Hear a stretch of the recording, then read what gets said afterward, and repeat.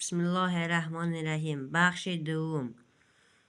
Introducing someone else. معرفی کردن کسی دیگر.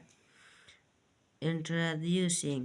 INTRODUCING. Introducing معرفی کردن. Someone. SOMEONE. Someone کسی. else دیگر. ELSE دیگر. بخش A.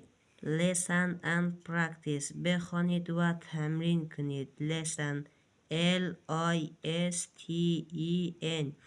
and و AND. Practice. PRACTICE. Simon. Chen, this is my Simon. Chen, this is my friend Sofia. Chen, این است دوست من سوفیا. سوفیا. Hi, سلام چن. Nice to meet you. از ملاقات تو خوشحالم.